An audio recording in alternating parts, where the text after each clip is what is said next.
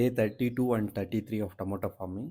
Day 32 ಅಲ್ಲಿ crop condition ಈ ರೀತಿ ಇತ್ತು, ನೀವು ಅಬ್ಸರ್ವ್ ಮಾಡ್ಬೋದು. ಸೊ ಈ ಒಂದು ಕ್ರಾಪ್ ಕಂಡೀಷನ್ ಇದನ್ನು ನೋಡಿ ನಾನು ಅಪ್ ಟು ಸ್ಟ್ಯಾಂಡರ್ಡ್ಸ್ ನನಗೆ ಇನ್ನೂ ಒಂಚೂರು ಗ್ರೋತ್ ಆಗಬೇಕು ಅನಿಸ್ತಿತ್ತು. ಸೊ ಆ ಕಾರಣಕ್ಕೆ ನಾನು 32 ಡೇ ಅಲ್ಲಿ ಈ ಒಂದು ಕ್ರಾಪ್ ಕಂಡೀಷನ್ ಅಬ್ಸರ್ವ್ ಮಾಡಿ DAPನ ತೊಗೊಂಬಂದೆ. ಸೊ ಅದನ್ನು ಡೇ 33 ಅಲ್ಲಿ ಬಿಡ್ತಿದ್ದೀನಿ. ಸೊ ಈ ಒಂದು DAP ಏನಪ್ಪ ಅಂದರೆ ನೋವಾ ನ್ಯೂಟ್ರಿಮೆಂಟ್ ಕಂಪ್ನಿದು. ಸೊ ಈ ಒಂದು DAP water soluble DAP, normal ಗಟ್ಟಿ DAP ಅಲ್ಲ. ಸೊ ಇದನ್ನು ನಾವು ಡ್ರಿಪ್ಪಲ್ಲಿ ಸಹ ಬಿಡ್ಬೋದು.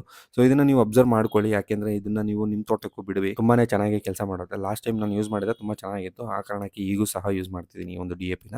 ತುಂಬ ಎಕ್ಸಲೆಂಟ್ ರಿಸಲ್ಟ್ಸ್ ಇದೆ. ಸೊ ಆ ಕಾರಣಕ್ಕೆ ಬಿಡ್ತಿದ್ದೀನಿ. ಈ ಒಂದು ರಿಸಲ್ಟ್ಸನ್ನು ನಾನು ನೆಕ್ಸ್ಟ್ ವೀಡಿಯೋದಲ್ಲಿ ಅಪ್ಲೋಡ್ ಮಾಡ್ತೀನಿ. ಸೊ ವೆದರ್ ಈ ಒಂದು ಕ್ರಾಪ್ಗೆ ಇದು ರಿಸಲ್ಟ್ಸ್ ಬರ್ತಿದೆಯಾ ಇಲ್ವಾ ಅಂತ ಹೇಳ್ಬಿಟ್ಟು ಸಹ ರಿಸಲ್ಟ್ಸ್ ಗೊತ್ತಾಗುತ್ತೆ ನೆಕ್ಸ್ಟ್ ಒಂದು 1 ವೀಕ್ ಒಳಗಡೆ.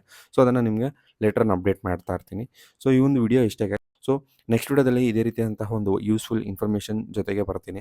ಸೊ ಅದು ಎಸ್ಪೆಷಲಿ ಟೊಮೊಟೊ ಫಾರ್ಮಿಂಗ್ ಬಗ್ಗೆ. ಸೊ ಈ ಸೀಸನ್ ಎಲ್ಲ ಕಂಪ್ಲೀಟ್ ಟೊಮೊಟೊ ಫಾರ್ಮಿಂಗ್ ಬಗ್ಗೆನೇ ಅಪ್ಡೇಟ್ ಮಾಡ್ತಾ ಇರ್ತೀನಿ. ಫರ್ದರ್ ನಾನು ಬೇರೆ ವೀಡಿಯೋಸನ್ನು ಅಪ್ಲೋಡ್ ಮಾಡ್ತೀನಿ.